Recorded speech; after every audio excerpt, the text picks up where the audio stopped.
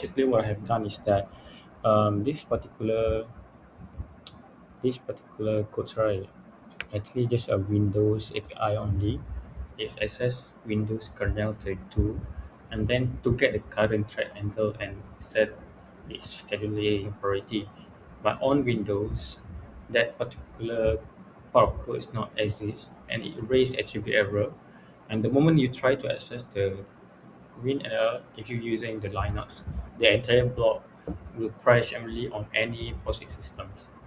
So what I did is that I put like form.systems uh, equal to Windows to make sure that on the OS runtime, this clean the branching condition that only call C type Windows CLL when we are actually on Windows. So the original Windows is still preserved in that if branch. This means that zero regressions on Windows. The behavior is identical. The only change that we put else branch in POSIX Linux fallbacks. They define the priority map.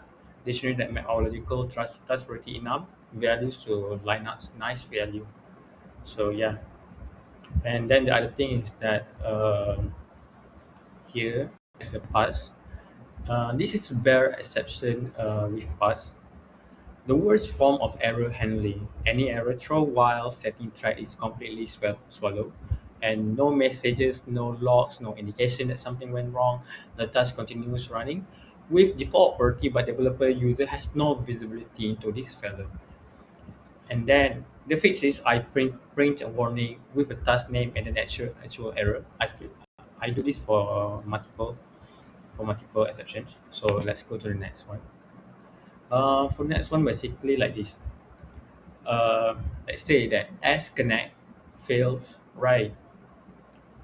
Server is not ready or timeout or code refuse, but the old code print a message, then discard the reference. The socket object is garbage collected, but the operating system file descriptor is still open. So the solutions I put as close on there is the exception accept block to ensure every failed socket is properly cleaned up. The else block only where only no exceptions, no exception occur. So we only assign to the global if the socket is truly connected. Okay, let's go to next. Others are still same. So next is while this one is twice running. So basically, that is server sort is listening to the socket, is wait for incoming control client connections, while the program shutdown is running equal to false, and then the while loops exit. The function returns and then server sort goes out of scope, but the socket is never explicitly closed. Without so reuse ADDR here, okay, um, which was already set, resetting program would fail address already in use. Okay, so because the OS keep port bound while the socket is in time state, so I just add the server stop close here. I think that's all.